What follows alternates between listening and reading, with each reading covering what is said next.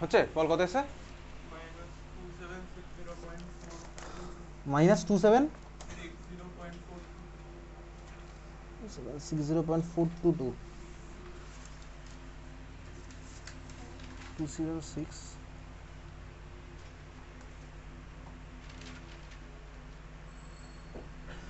Unit জুলে এসছে না kilo জুলে এসছে? -2760 বেশি চলে এসছে, অনেক 10 টাইমস বেশি এসছে, এক্সাক্ট ভ্যালু তো আসেনি। কি করেছিস দেখি একটু বল, মুখে বল।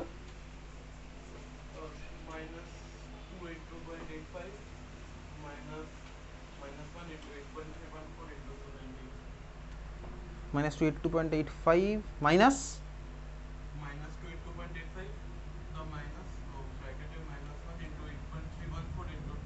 চল দেখি হয়নি। তোরা পরের দিন আইএসসি বোর্ড যারা আছিস ক্যালকুলেটার নিয়ে আসবি, নর্মাল যে ক্যালকুলেটার এলাও সেই ক্যালকুলেটার নিয়ে আসবি, ঠিক আছে? ফোনের ক্যালকুলেটার আমি পরের দিন থেকে করতে দেবো না। ফোনের ক্যালকুলেটার আর নর্মাল ক্যালকুলেটারের মধ্যে আকাশ পাতাল ডিফারেন্স আছে, ঠিক আছে? চল তাহলে অঙ্কটা কি বলেছে দেখে বোঝা যাচ্ছে, কি বার করতে বলেছে সেটা কি বোঝা যাচ্ছে নাকি?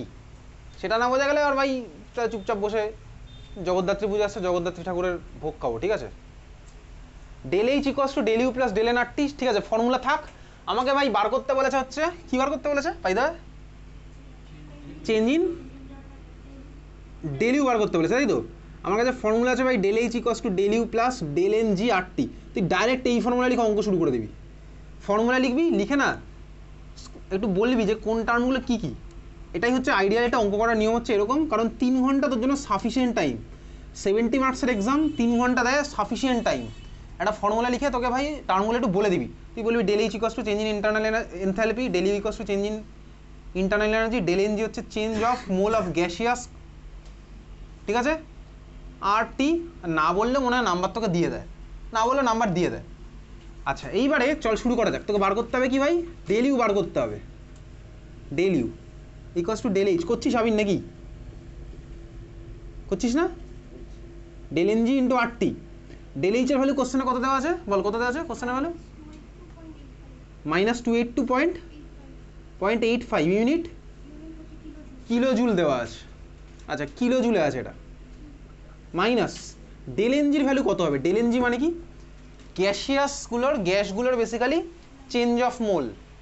তাহলে চেঞ্জ অফ মোল আমার কীভাবে বার করে বল? কীভাবে বার করে change of mole? Final mole minus initial mole. Final mole কত দেখা যাচ্ছে এখানে? রিয়াকশনে ফাইনাল মোল কত দেখতে পাচ্ছিস বল? শুধু গ্যাসগুলো আমার টার্গেট, শুধু গ্যাসগুলো আমার টার্গেট। রিয়াকশনে ফাইনাল মোল কত বল? 1। ইনিশিয়াল মোল কত আছে টোটাল? ইনিশিয়াল মোল টোটাল কত? ইনিশিয়াল মোল টোটাল কত দেখে বল, দেখে বল, খাতা থেকে বল। ইনিশিয়াল মোল টোটাল কত আছে? ইনিশিয়াল মোল টোটাল কত আছে? 3/2 এক্স্যাক্টলি, 1 প্লাস হাফ 3/2। তার মানে আমার ইনিশিয়াল মোল কত হলো? 1 প্লাস হাফ 3/2, আর ফাইনাল মোল হচ্ছে আমার 1। কোথায় 1 আছে আমাকে বলিস না, আমি তোকে দেখাবো না কোথায় 1 আছে ইনিশিয়াল মোল। এই যে এর আগে একটা 1 আছে, দেখার বয়স পেরিয়ে গেছে। ক্লাস 11-এর ফার্স্ট চ্যাপ্টারে দেখেছিলাম, আবার ক্লাস 11-এর লাস্টের দিকে চ্যাপ্টারে এসে দেখছি, তার মাঝে বহু টাইম পেরিয়ে গেছে। তাহলে 1 প্লাস হাফ হচ্ছে ইনিশিয়াল মোল 3/2, ফাইনাল মোল কত আমার ভাই 1, তাহলে পড়ে থাকলো কত? Minus half. তাহলে চেঞ্জ ইন মোল কত হচ্ছে আমার? Minus half. তাহলে ডেল এন জির ভ্যালু কত হলো? Minus half. ইউনিট কী হবে? চেঞ্জ ইন মোলের ইউনিট কী হবে? চেঞ্জ ইন মোলের ইউনিট কী হবে? চেঞ্জ ইন মোলের ইউনিট কী হবে? আরে মোল ভাই, 10 মোল থেকে 20 মোল বাদ দিলে তো আসার কথা ছিল 5টা 15-তে। তুই 5টা 15 তাহলে আমাকে বলেছিস কেন? তাহলে তোকে আমি 45 মিনিট টাইম দেবো, হাফ টাইমে পরীক্ষা দিবি। 1.5 ঘন্টার পরীক্ষা হাফ টাইমে দিলে আজকেও তো আবার খারাপ পরীক্ষা দিবি। তুই যদি 1.5 ঘন্টার পরীক্ষা হাফ টাইমে দিস তাহলে আজকেও তো খারাপ পরীক্ষা হবে।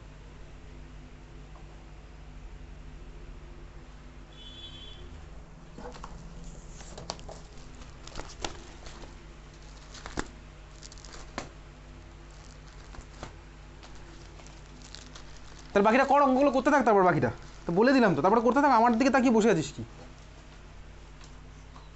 এনে কোশ্চেন নে।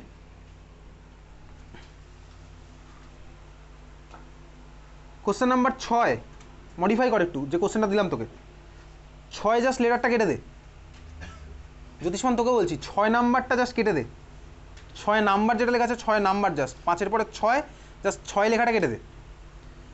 কোশ্চেন নাম্বার 4 এর D, draw alpha D plus glucopyranose হবে। বাকি অঙ্কটা কর 11। কোশ্চেন নাম্বার 8 এর B, why formic acid reduces Tollens reagent but acetic acid does not.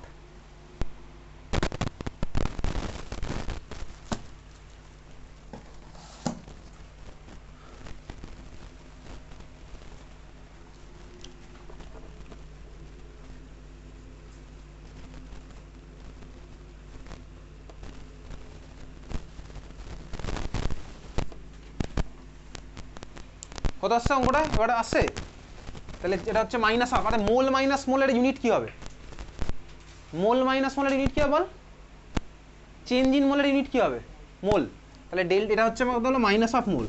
আরে ভাই বাকিরা কেউ বলছেই না, কথা বলতেও আপত্তি। আর এর ইউনিট কি হবে? আর এর ভ্যালু কি হবে বাই দা? আর এর value 8.314 joule kelvin inverse mole inverse. চল আরের জায়গায় বসালাম 8.314 joule kelvin inverse mole inverse. টেম্পারেচারের ভ্যালু কত হবে? কোশ্চেনে দিয়ে দিয়েছে। কত দিয়েছে? 298 কেলভিন। এবার ইউনিট কাটাকাটি করি। এখানে আমার কি গেল ভাই? মোল ইনভার্স কেটে গেল, কেলভিন ইনভার্স কেলভিন কেটে গেল। তাহলে আমার রাইট সাইড থেকে এটা পড়ে আসে শুধু জুল, আর এখানে আছে কিলো জুল। তাহলে আমার কিলো জুলটাকে জুলে কনভার্ট করতে হবে, করে অঙ্কটা করে ভ্যালুটা তুই আমার বল কত আসছে। -282,850 জুল মাইনাস হাফ দিয়ে করলাম এটা, তাহলে কত? 149 × 8.314 প্লাস হয়ে গেল 8.314 × 149 এত জুল। যা আসবে তাই। ক্যালকুলেটার বসা, আইএসসি বোর্ড আপাতত ক্যালকুলেটার বসে আমায় বল ভ্যালু কত আসছে।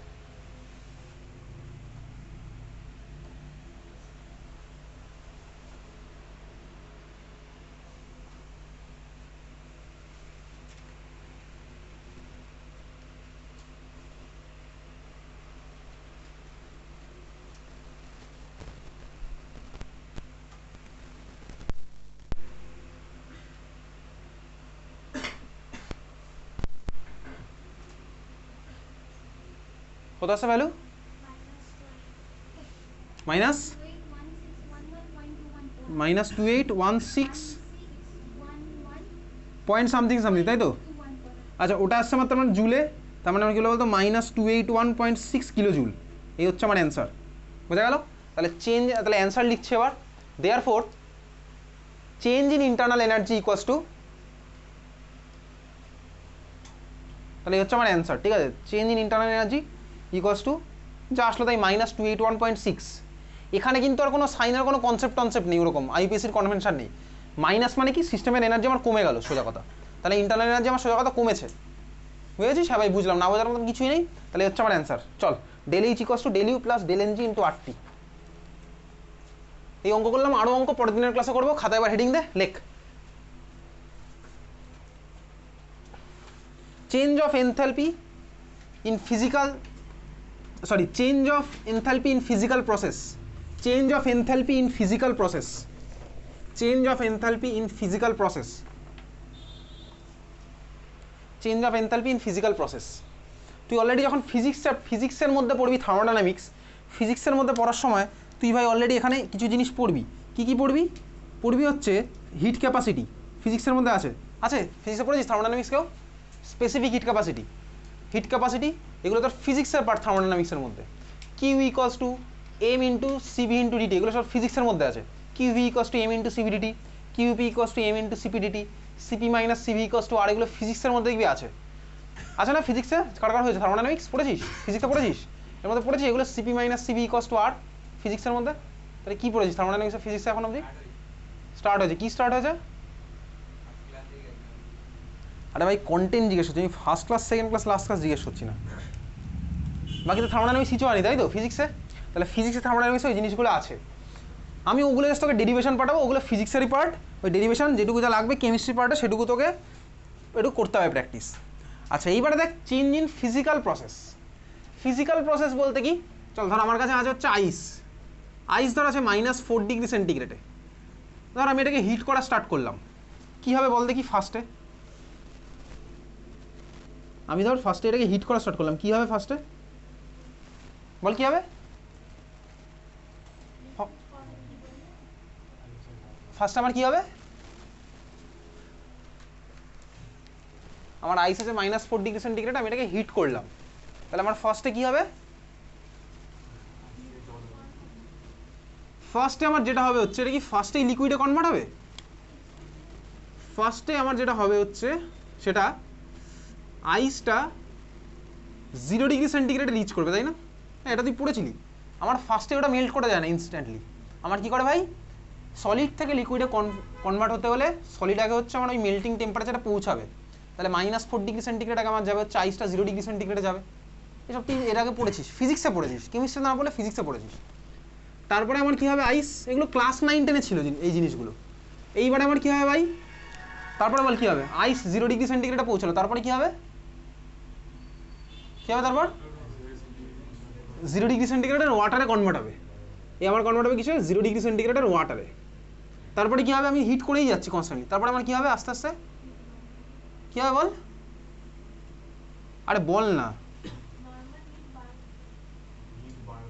অবজারভেশনটা আমি কি দেখবো, এক্স্যাক্টলি ওয়াটার আস্তে আস্তে আমার 100°C দিকে যাবে, ওয়াটার আমার যাবে হচ্ছে 100°C। তারপরে কি দেখবো, ওয়াটার 100°C যাওয়ার পরে আমার কি হবে, এইবারে আমার ভেপারে কনভার্ট হবে, তাই তো 100°C ভেপারে কনভার্ট হবে। তারপরে এবার টেম্পারেচার বাড়তে থাকবে, ধর আমি কত ধরলাম, সাপোজ 106° ধরছি, তাহলে এই হচ্ছে আমার চেঞ্জ। এখন এর মধ্যে সলিড কোথায় কোথায় ছিল, এখানে ছিল সলিড, এখানে ছিল হচ্ছে সলিড, এখানে লিকুইড গেলে, এখানে লিকুইড, এখানে গ্যাস হয়েছে, এখানে গ্যাস হলো। এই যে ভাই সলিড থেকে লিকুইড, এটাকে আমার কি বলে, সলিড থেকে লিকুইডটাকে মেল্টিং বলে বা ফিউশন বলে, লিকুইড থেকে গ্যাসটাকে আমার কি বলবে, ভেপারাইজেশন বলবো, আর সলিড থেকে গ্যাস যদি আমার ডাইরেক্ট হতো, এটাকে আমি বলতাম হচ্ছে কি সাবলিমেশন। তাহলে এখন আমার টার্গেট ভাই এইগুলো নয়, সলিড থেকে সলিড হচ্ছে ফিজিক্সের পার্ট, লিকুইড থেকে লিকুইড ফিজিক্সের পার্ট, এগুলো হচ্ছে তোর ফিজিক্সের পার্ট, ওখানে ফিজিক্সের ফর্মুলা যাবে, গ্যাস থেকে গ্যাসও ফিজিক্সের ফর্মুলা যাবে, Q equals to M into CVDT যেটা বলছিলাম। আমার এখন টার্গেট হচ্ছে ভাই যেখানে ফেসটা চেঞ্জ হলো, সলিড থেকে লিকুইড হলো, লিকুইড থেকে গ্যাস হলো, সেগুলো হচ্ছে আমার টার্গেট, বা সলিড থেকে যেখানে গ্যাস হলো সেইগুলো আমার কেমিস্ট্রির এই মুহূর্তে টার্গেট। এই প্রসেসে কত অ্যামাউন্টের হিট চেঞ্জ হয়েছে, এই যে ভাই প্রত্যেকটা প্রসেস আমি করলাম, প্রত্যেকটা জায়গায় প্রেশার আমার সেম, প্রেশার আমার প্রত্যেকটাতেই সেম আছে, কারণ ধর যখন নর্মালি আমার ন্যাচারালি বরফ যখন আমার ভাই গলে জলে কনভার্ট হচ্ছে, তখন আমার অ্যাটমসফেরিক প্রেশার সেমই আছে, অ্যাটমসফেরিক প্রেশার আমার কনস্ট্যান্ট আছে।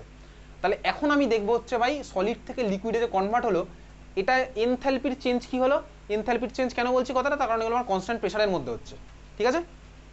তাহলে এটাকে আমার কি বলে, enthalpy of fusion. Enthalpy of fusion মানে কি, এনথালপি অফ ফিউশন মানে হচ্ছে সোজা কথা ভাই, আমি 1 মোল সলিডকে, ঠান্ডা মাথায় শুনবি তারপর খাতায় লিখবো, এনথালপি অফ ফিউশন মানে কি, ফিউশন মানে আমার নামের মধ্যে লিখে আছে সলিড থেকে লিকুইড, আমি বুঝে যেতে হবে ফিউশন মানে সলিড থেকে লিকুইড। এনথালপি অফ ফিউশন এই টার্মগুলো যদি না বুঝতে পারি, তাহলে কিন্তু ভাই আমি ওই পরের ক্লাসে যখন হেসেস লয়ের নিউমেরিক্যালস করবো, তখন কিন্তু আমি কিছুই পারবো না, তখন প্লিজ বলিস না ভাই আমি কেমিস্ট্রি কিছু বুঝি না, ঠিক আছে? এনথালপি অফ ফিউশন মানে কি, এনথালপি অফ ফিউশন মানে হচ্ছে, ফিউশন মানেই আমার আইস থেকে সলিড থেকে লিকুইডের কনভার্সন। 1 মোল সলিডকে লিকুইডে কনভার্ট করতে হলে ওর সাথে যে অ্যামাউন্টের এনথালপি অ্যাসোসিয়েটেড, মানে যে অ্যামাউন্টের হিট চেঞ্জ অ্যাসোসিয়েটেড, সেটাই হচ্ছে আমার এনথালপি অফ ফিউশন, বুঝলি তো?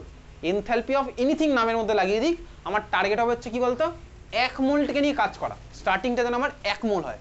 তোকে যদি বলে এনথালপি অফ কম্বাশন, আমি আজকের ক্লাসে যেটা বলবো না, যেটা পরের ক্লাস হবে, এনথালপি অফ কম্বাশন, তার মানে কি কম্বাশন রিয়াকশন, আমি তো অর্গানিক কেমিস্ট্রিতে ক্লাস 11এও পড়েছি, ক্লাস 10 তো পড়েইছিলাম। কম্বাশন রিয়াকশন মানে কি, আমার অক্সিজেনের প্রেজেন্সে হিট করা একদম। এনথালপি অফ কম্বাশন মানে হবে হচ্ছে কি, আমার 1 মোল স্টার্টিং ম্যাটেরিয়ালকে আমি কম্বাস্ট করবো ইন প্রেজেন্স অফ অক্সিজেন, তাহলে যে অ্যামাউন্টের এনথালপি চেঞ্জ ওর সাথে অ্যাসোসিয়েটেড, সেটা হচ্ছে আমার এনথালপি অফ কম্বাশন। ক্লিয়ার? যাই হোক, আমি তো এখন লিখবো হচ্ছে খাতার মধ্যে লিখে enthalpy of fusion.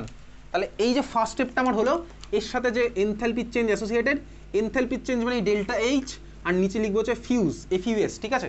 Delta H fuse, খাতার মধ্যে হেডিং দিয়ে enthalpy of fusion, enthalpy of fusion, হ্যাঁ এনথালপি অফ ফিউশন, চলে যা, এনথালপি অফ ফিউশন, ফোন রেখে যাবি, ঠিক আছে? এনথালপি অফ ফিউশন লেখ, amount of heat required by 1 mole of solid, amount of heat required by 1 mole of solid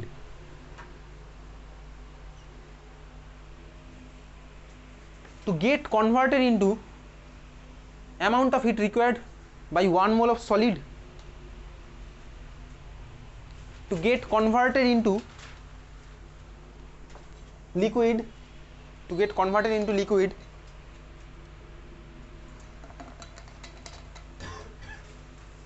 without change in temperature, without change in temperature at constant pressure,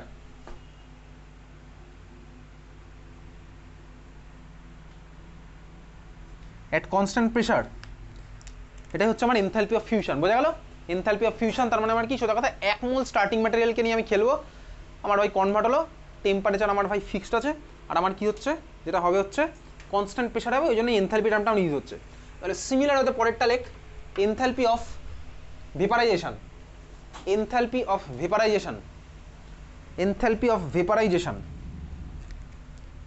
enthalpy of vaporization, enthalpy of vaporization কিভাবে লেখা এটাকে, এটাকে লেখা হচ্ছে এরকম, delta H নিচে vap, VAP, delta H vap, enthalpy of vaporization, enthalpy of vaporization কি হবে, আমি আর তোকে ডেফিনেশন এখানে লেখাচ্ছি না, কি হবে বল ডেফিনেশনটা, তাহলে কি হবে 1 মোল অফ কি ইনটু কি, 1 mole of liquid into gas, ঠিক আছে। তারপরে বাকি পার্ট আমার যা আছে সেম আছে। পরেরটা কি, enthalpy of sublimation, enthalpy of sublimation, enthalpy of sublimation, enthalpy of sublimation, enthalpy of sublimation কি দিয়ে ডিনোট করে, ডেল্টা এইচ নিচে হচ্ছে sub, SUV, enthalpy of sublimation, delta H নিচে আমার কি হবে সাব, ঠিক আছে, এনথালপি অফ সাবলিমেশন।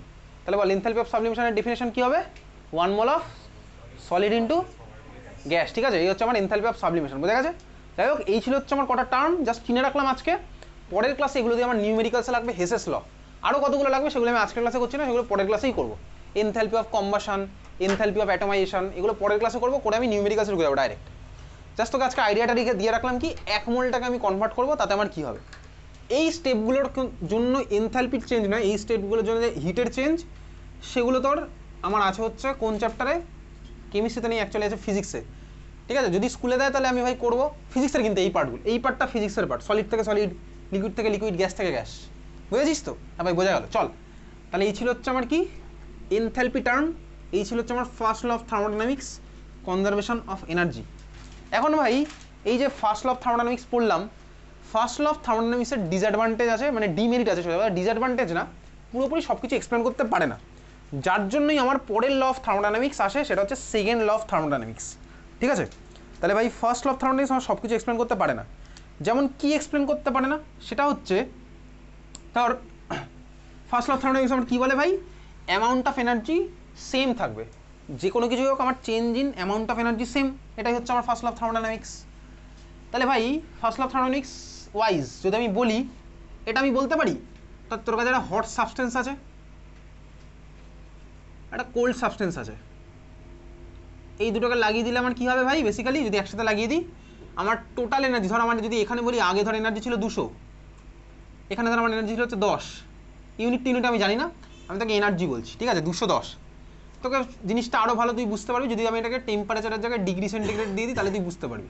এটা ছিল হচ্ছে 200 ডিগ্রি সেন্টিগ্রেড, এটা 10 ডিগ্রি সেন্টিগ্রেড, দুটোকে একসাথে লাগিয়ে দিলে আমার কী হবে বল, কী হবে, না বললে আমি আর পড়াবো না আজকে। দুটোকে যদি আমি একসাথে লাগিয়ে তাহলে কী হবে, দুটো সেম টেম্পারেচার রিচ করবে। 200টা কত হবে, 400, কত হবে 200টা, কত হতে পারে, কতর কাছাকাছি যাবে, হ্যাঁ মানে 200টা কমবে না বাড়বে, 200টা হচ্ছে আমার কমবে, আর অন্যটা আমার কী হবে, বাড়বে, তাই তো। তাহলে এই হচ্ছে বেসিক্যালি আমার, জানি আমি যে ভাই এই ডাইরেকশানে হবে, কিন্তু ভাই এই যে প্রসেসটা হলো খুব ভালো কথা, এখানে আমার টোটাল এনার্জি সেম থাকলো, তো আগে যা ছিল পরেও টোটাল এনার্জি সেম থাকলো, ফার্স্ট ল অফ থার্মোডাইনামিক্সকে ফলো করলো। দেখ যদি ফার্স্ট ল অফ থার্মোডাইনামিক্সকে আমি ফলো করি, তাহলে দেখ আমি চাইলে এটাও বলতে পারি যে ভাই আগে আমার যা ছিল পরে আমার টোটাল এনার্জি সেম, এটা হতে পারে। তার 200 হয়ে গেল আমার 400, 10 হয়ে গেল হচ্ছে তোমার আমার -210, সেটা করলেও তো আমার টোটাল এনার্জি সেম থাকবে না, থাকবে টোটাল এনার্জি সেম। এটা আরও গরম হলো, ওটা আমার আরও ঠান্ডা হলো, এটা করলে আমার সেম থাকবে টোটাল এনার্জি, হ্যাঁ ভাই সেম থাকবে, অবভিয়াসলি সেম থাকবে। যে ঠান্ডা ছিল সে আরও ঠান্ডা হলো, আর যে আমার হট ছিল সে আরও গরম হয়ে গেল, তাহলে টোটাল এনার্জি তো আমার সেম হলো, কারণ ভাই যে ঠান্ডা ছিল তার থেকে এনার্জি বেরিয়ে গিয়ে যে গরম ছিল তাকে আরও গরম করে দিয়েছে, এটাও তো আমার হতে পারে, থিওরিটিক্যালি পসিবল। থিওরিটিক্যালি পসিবল অবশ্যই, কারণ কি আমার তাহলে টোটাল এনার্জির ভ্যালু আমার সেম থাকলো, অবশ্যই বোঝা গেছে। কিন্তু এটা কি রিয়েলিটিতে হবে? রিয়েলিটিতে হবে না। তার মানে কি? তার মানে হচ্ছে সোজা কথা আমি তোকে এটা বলতে চাইছি, তোকে ধর বললাম ভাই তোর কাছে জল আছে 25 ডিগ্রি সেন্টিগ্রেড, ধর জল আছে, তোকে বললাম এর মধ্যে তুই কতগুলো আইস ঢেলে দে, আইস ঢেলে দিয়ে তুই জলটাকে আরও গরম কর, এটা কি তুই করতে পারবি? পারবি না। কিন্তু first law of thermodynamics wise তো হওয়া উচিত ছিল।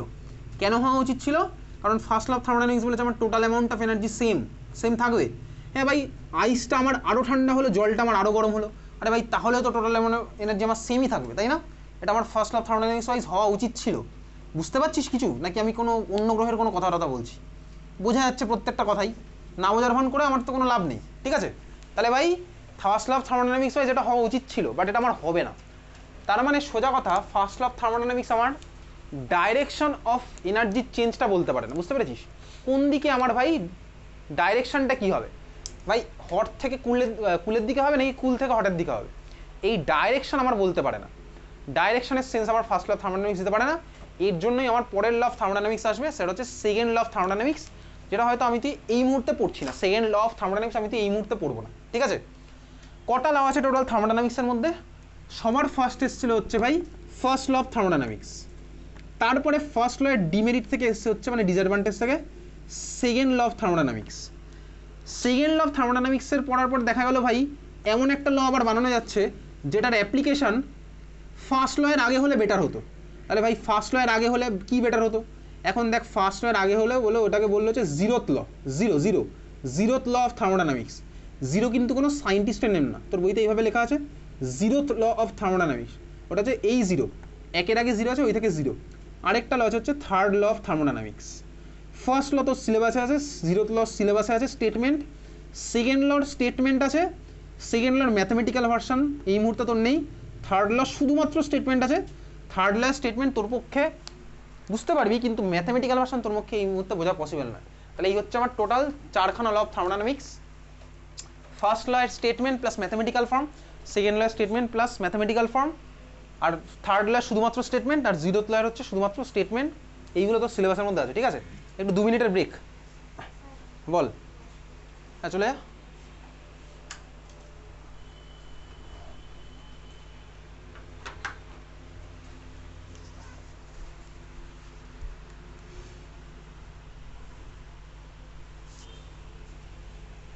একটু বসে যা সমঝা দাঁড়া।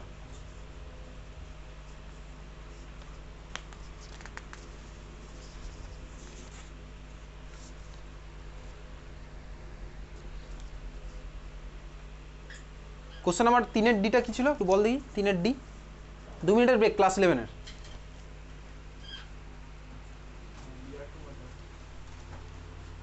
3-এর বি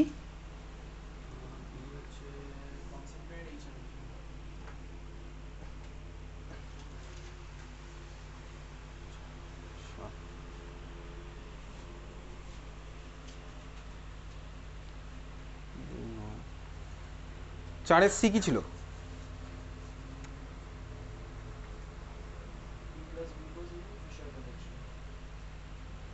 চারে ডি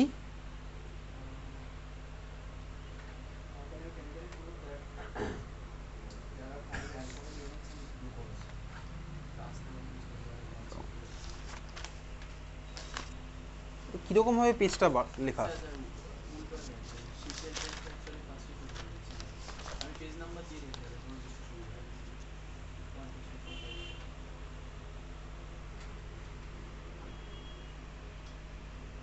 তোর আর 5 মিনিট পুবালি।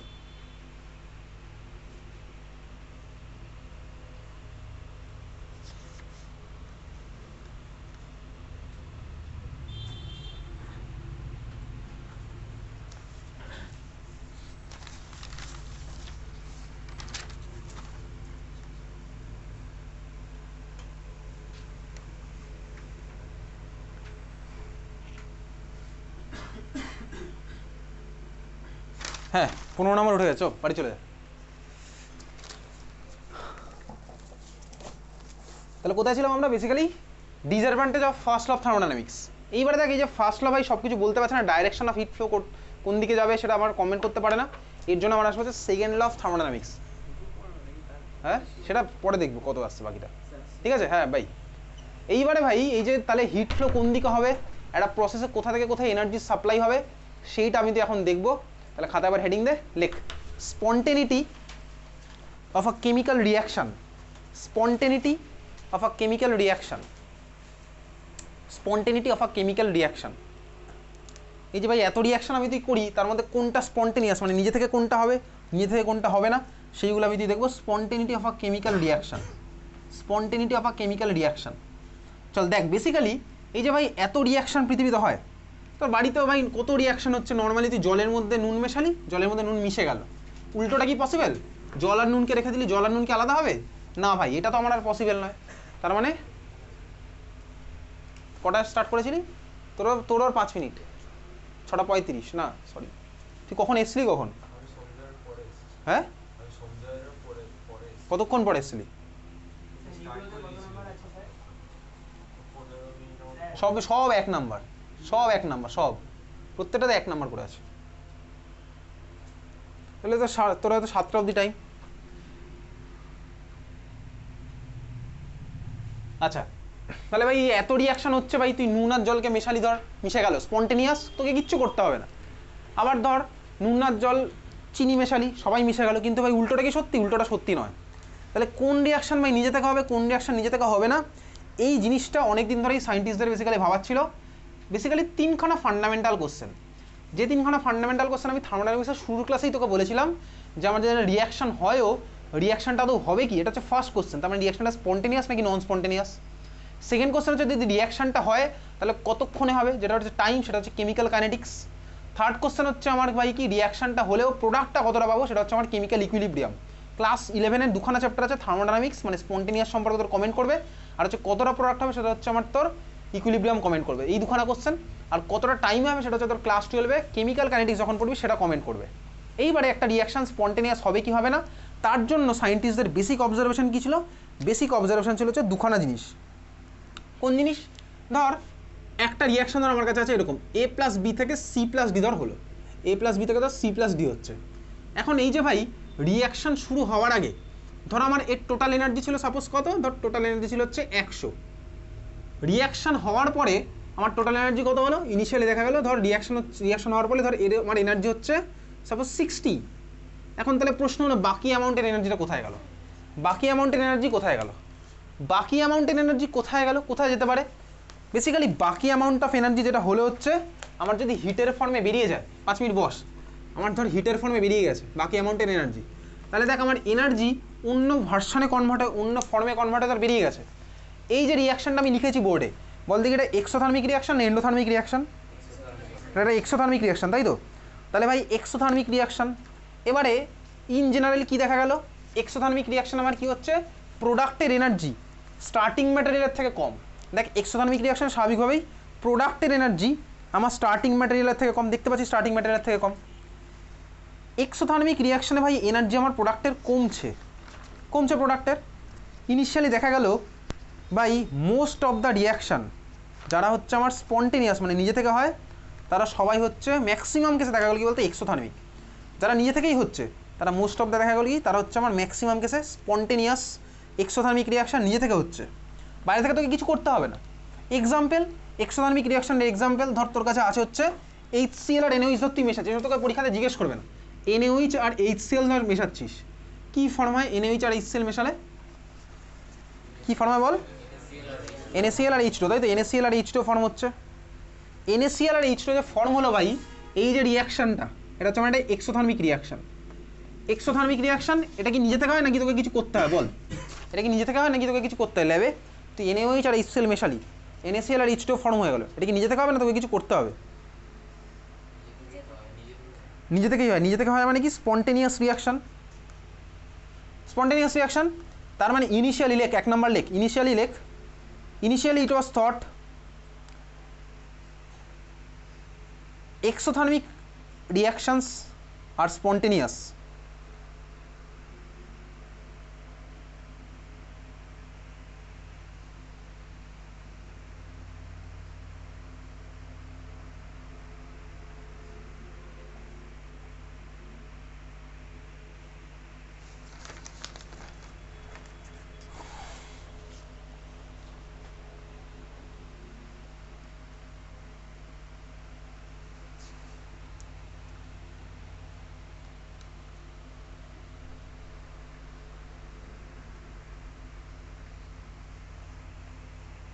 13 নাম্বার উঠেছে?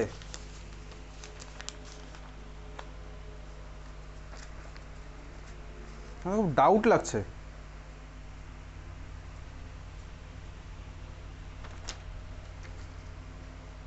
এটা কোন দিকে কোনটা?